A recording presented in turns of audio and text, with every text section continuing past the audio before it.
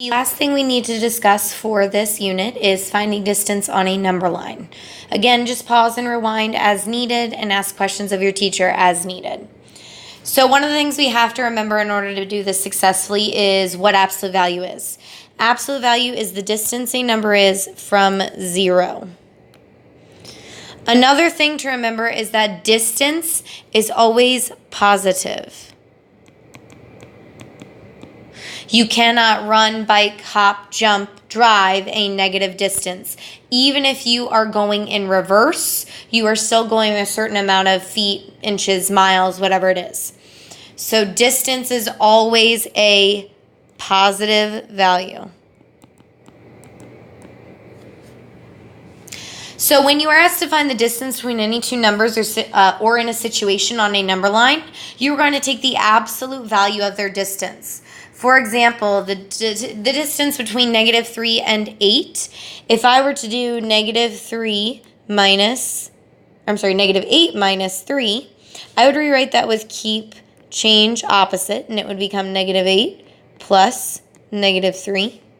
I would notice my signs are the same, so I would add, and I have more negatives, so my answer would be negative. But because I'm talking about distance here, I'm going to take the absolute value of that difference, and the distance between them is 11. Basically what that means is if you were to travel on the number line like it shows here, to get from negative 8 to 3, you would go 11 spaces on the number line. So we're going to practice that a couple times with the number line below. I want to find the distance between point P and Q first. So point P is at negative 5. Point Q is at negative 2. And again, whenever I'm finding this distance, I really should be subtracting these. So I have negative 5 minus a negative 2. I'm finding the distance between. Since I have a subtraction problem, I'm going to rewrite this with keep, change, and opposite. Now I should be able to tell that my signs are different, so I'm going to subtract. And 5 minus 2 is 3. And technically I have more negatives, but since I am talking about a distance, I'm going to take the absolute value of that, and the distance between them is just 3. Now I'm going to do the same thing with point Q and point R. Point Q is at negative 2. Point R is at positive 3. Since I'm finding a distance between, that means I'm subtracting. I'm finding the difference between them. This is negative 2 minus 3. I need to do keep, change, and opposite.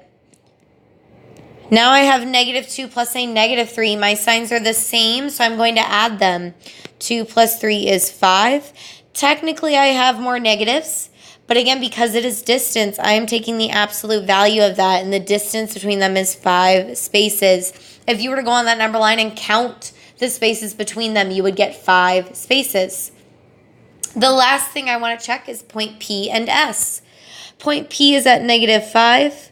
Point S is at positive 5. Since I'm finding a distance or a difference between them, I am subtracting. Whenever I have a subtraction problem, I need to rewrite with keep, change, and opposite. I now have negative 5 plus negative 5. My signs are the same, so I would add them. 5 plus 5 is 10. Technically, I have more negatives here, so it would be a negative 10, but since I'm asking for distance, I'm going to take the absolute value of that amount, and the distance between them is 10. If you were to count on that number line, you would see 10 spaces between them. We're going to practice a couple more very similarly, just without a number line. So number 2 right below, it says find the distance between negative 15 and 1/3 and 6 and 1/6 on a number line.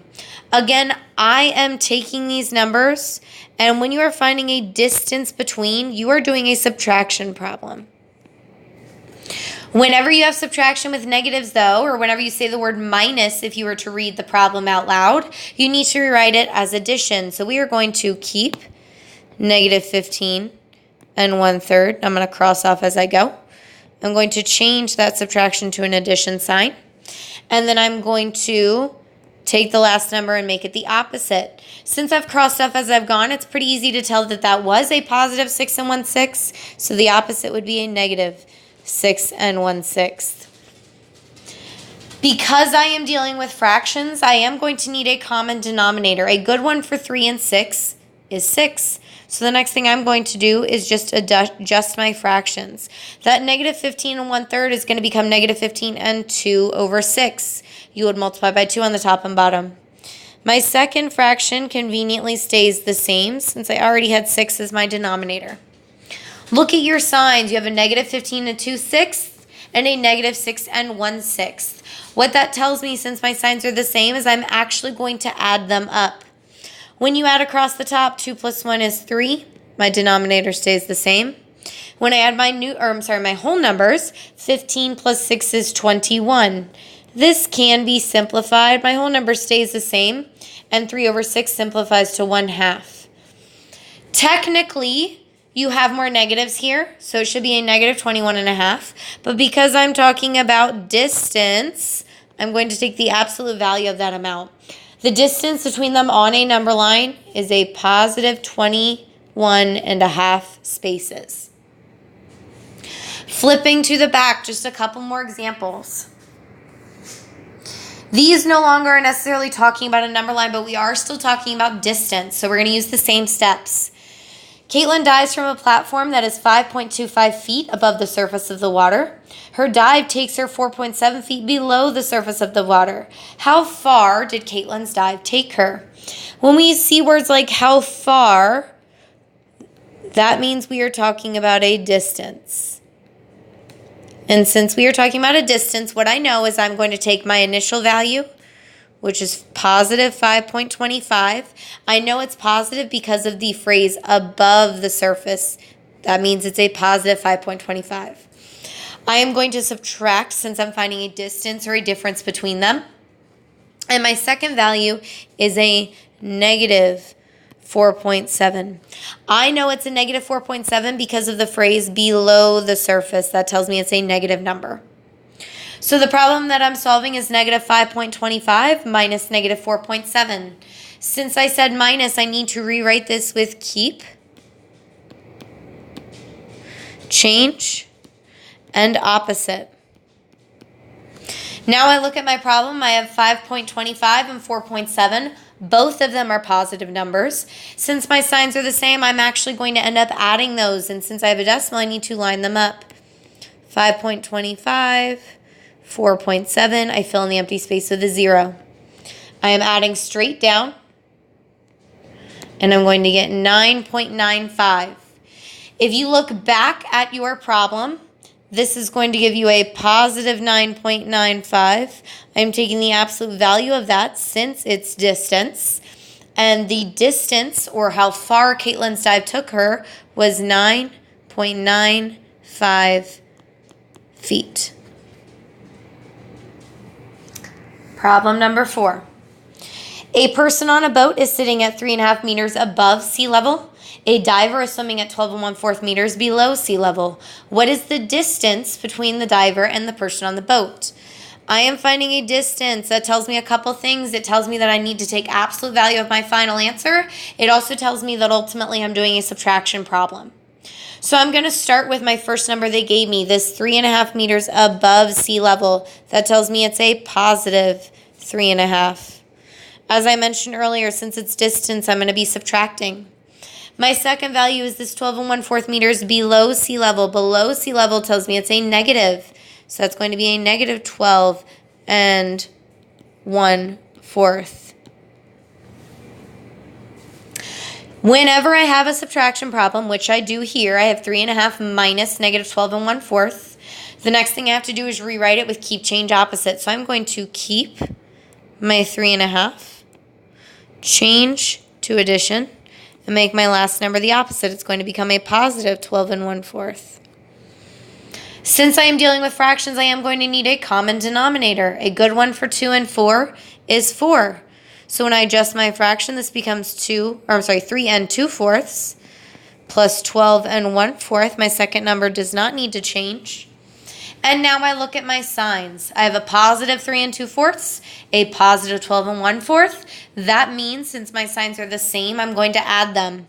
When I add my numerators, 2 plus 1 is 3.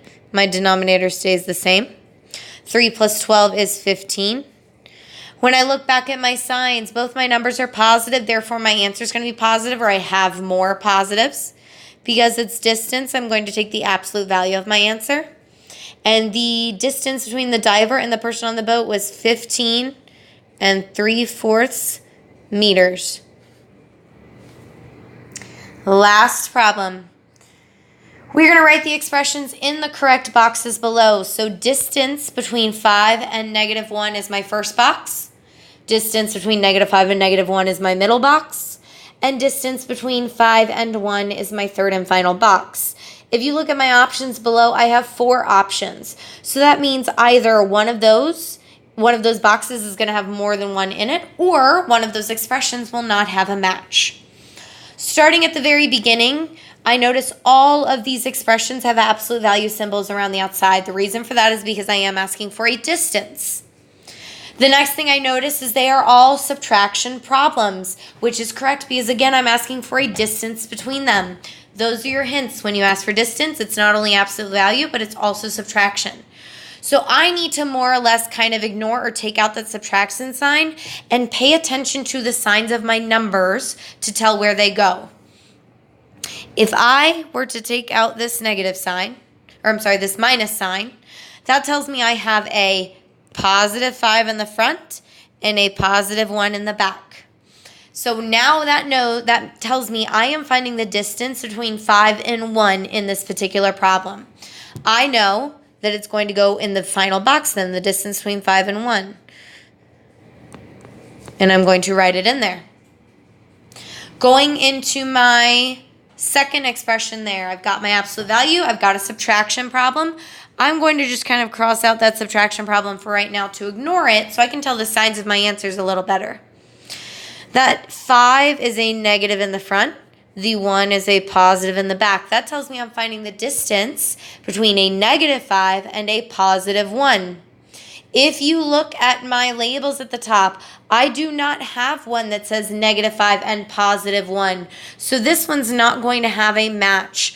What I do want to do is write down what it should have been. This should have been the distance between -5 and +1. Doesn't have a match, so I'm going to just write what it should have been. Moving on to the third one, I've got absolute value, I've got subtraction. I'm going to ignore my subtraction for the beginning. What that does is allows me to tell the signs of my numbers a little better. I have a -5, I also have a -1. That tells me I am finding distance between -5 and -1, which happens to match with my middle box. So that's where I'm going to write this in. The absolute value of -5 minus -1. My final problem there, I've got absolute value, I've got a subtraction problem. I'm going to ignore my subtraction sign so I can tell the signs of my answers a little easier. That is a +5, that is a -1. That tells me I am finding distance between a +5 and a -1, which matches with my very first box. So I'm going to write in the absolute value of 5 minus -1. Again, with distance, the biggest thing is that you are going to subtract your numbers, but your answer is always going to be a positive value because distance is always positive. We're going to take the absolute value of our answer. Go ahead and check these notes in with your teacher.